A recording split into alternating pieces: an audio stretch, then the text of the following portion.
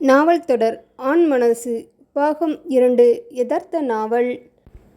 பால்கனியில் துணி எடுத்து கொண்டிருந்த அமுதா அவள் வீட்டை நோக்கி கணேசன் வருவதைக் கண்டு சற்று எரிச்சலுற்றாள். என்னங்க கணேசன் வராரு, இன்னைக்கு என்ன பிரச்சனையோ என்று கம்மிய குரலில் சேதுவிடம் கூறினாள். சேது கணேசனின் பால்ய நண்பர்.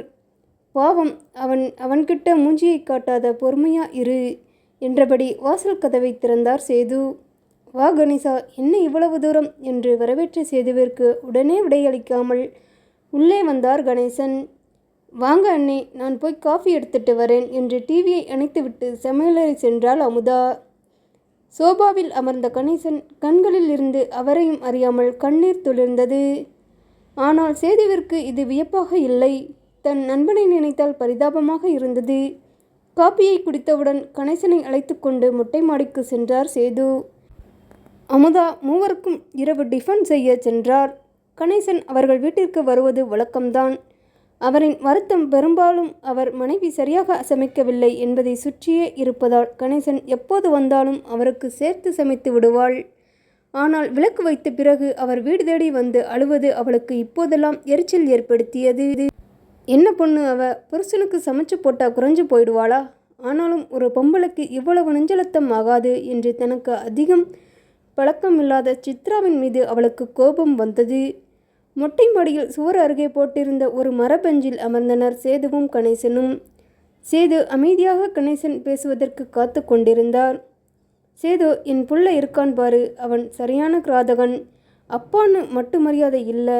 அம்மாவை வீட்டில் தனியாக விட்டுட்டு எதுக்குடா சினிமாவுக்கு போனேன்னு கேட்டதுக்கு அந்த தகராறு என்று நடந்த சண்டையை தன் கண்ணோட்டத்தில் விளக்கினார் கணேசன். ஒரு அப்பாவா நான் அவனை அடிக்க எனக்கு உரிமை இல்லையா சொல்லு? அவனை அடிக்க கை வாங்கின உடனேயே கையை பிடிச்சி என்னை ஒரே தள்ளு. ஆடி போயிட்டேன் நான். அதுக்குள்ள அவன் ஆத்தாக்காரி என்ன அந்த விடுறா. அவளும் சேர்ந்து தான் அவன் படிக்க காசு கொடுத்தாலாம். இதெல்லாம் என்ன பேச்சு? கணவன் மனைவி சேர்ந்து தானே வீட்டு செலவுகளை பார்க்கணும். நான் நீ என்று பிரித்து பேசினா எப்படி? சீன்னு போயிடுச்சு எனக்கு.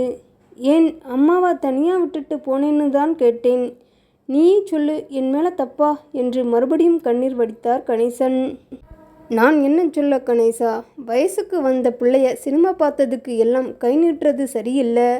அவங்களுக்கு சக்தி அதிகம், கோபமும் அதிகம் வரும். இந்த வயசில் அவங்கள கட்டுப்படுத்துவது கஷ்டம். அப்படி செய்தால் நம்ம மரியாதையை நாமே கெடுத்துக்கிற மாதிரி ஆயிடும். என்னடா சொல்கிற? நம்ம பத்தவங்க நம்ம எவ்வளவு அடிச்சிருப்பாங்க. நம்ம பதிலுக்கு ஒரு முறையாவது கை நீட்டியிருப்போமா? நம்ம காலமே வேற கணேசா. இப்போ இருக்கிற பசங்க எல்லாம் விட்டுத்தான் பிடிக்கணும்.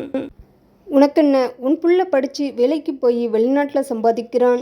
என் புள்ள அவன் படித்த படிப்புக்கு ஏற்ற வேலை வேணும்னு கிட்டத்தட்ட 1 வருஷமாக வேலை இல்லாமல் வீட்டில் இருக்கான். உன்கிட்ட சொன்னால் என்ன சேது, என்னை அடிக்க கை நீட்டாம்ப என்று கூறி மறுபடியும் உடைந்து போய் அழுதார். எங்கள் அம்மா இறந்ததுக்கு பிறகு அப்புறம் ஒரு ஆசையாக சோறு போட கூட எனக்கு ஆள் இல்லை. சமைக்கிறா, ஆனால் அதில் அன்பு இல்லை. ஒரு நாள் காஃபி கேட்டதுக்கு நானும் இப்போ தானே வந்தேன், எனக்கு ஒரு நாள் நீங்கள் போட்டு தரக்கூடாதான்னு கேட்குறா. நான் இப்போ எல்லாம் வீட்டில் எவ்வளவு வேலை செய்கிறேன் தெரியுமா? என் துணியை கூட நானே தான் துவைச்சு போடுறேன். ஞாயிற்றுக்கிழமை அவள் சமைச்சா பாத்திரமெல்லாம் தேய்க்கிறேன். இதை விட ஒரு ஆம்பளை என்ன பண்ண முடியும் சொல்லு? சேது அனைத்தையும் பொறுமையாக கேட்டார். அவருக்கு இந்த ராமாயணம் பழகிப்போன ஒன்று இருந்தும் கேட்டார். கணேசனுக்கு தேவை அறிவுரை அல்ல, அவர் புலம்பலை கேட்க 2 காதுகள் என்று வெகு நாட்கள் முன்பே அறிந்திருந்தார் சேது. கணேசனின் அம்மா இருந்தவரை மிடுக்காக சுற்றி வந்த அவர் அம்மாவின் மறைவிற்கு பிறகு அடிக்கடி சிறு குழந்தை போல அழைத்து வாங்கி விடுகிறார் என்பதையும் உணர்ந்திருந்தார் சேது. கணேசா, நீ வீட்டில் போய் முகத்தை கழுவி கொஞ்சம் ரெஸ்ட் எடுத்துட்டு இரு. நான் ஒரு தம்மு போட்டுட்டு வந்துடுறேன். நம்ம சேர்ந்தே சாப்பிடலாம். இவங்க ராத்திரி படுத்துக்க உனக்கு மனசு இதமாக இருக்கும் என்று நண்பனை வீட்டிற்கு அனுப்பினார் சேது. இத்தனை வருடங்களில் ஒரு முறை கூட மதுவையோ சிகரெட்டையோ தொடாத கணேசனை நினைத்து பலமாக தனது சிகரெட்டை இழுத்தார் சேது. சித்ரா, இன்னைக்கு காலையில் என்ன பெரிய சண்டையா வீட்டில்? இங்கே தான் இருக்கான் கணேசன். நாளைக்கு போக சொல்லியிருக்கிறேன். இங்கே விட்டால் வேற யாரோட வீட்டுக்காவது போய் புலம்புவான், அதான் என்று சித்ராவிடம் அலைபேசியில் கூறினார் சேது. பெரிய சண்டை எல்லாம் இல்லை அண்ணா, அவர்தான் கொஞ்சம் கலாட்டா பண்ணிட்டாரு. பரத் கூட போய் கூப்பிட்டான். அவர்தான் கேட்கல, சரி அதை விடுங்க என்று சிந்தனையில் ஆழ்ந்தவள் தனது எண்ணங்களை பகிராமல் உங்க வீட்டில் படுக்க விட்டதுக்கு தேங்க்ஸ் என்று கூறி அழைப்பை துண்டித்தாள். வருடக்கணக்கில் சேதுவுடன் பழக்கம் கணேசனுக்கு. சேது என்னதான் இவளிடம் மரியாதையை நடந்து கொண்டாலும் அவர் என்றுமே கணேசனின் நண்பனாகத்தான் அவர்கள் பிரச்சனையை அணுகினார். அதனால் தன் மனதில் குமையும் பல விஷயங்களை அவள் யாரிடமுமே பகிராமல் இறுகிப் போயிருந்தாள்.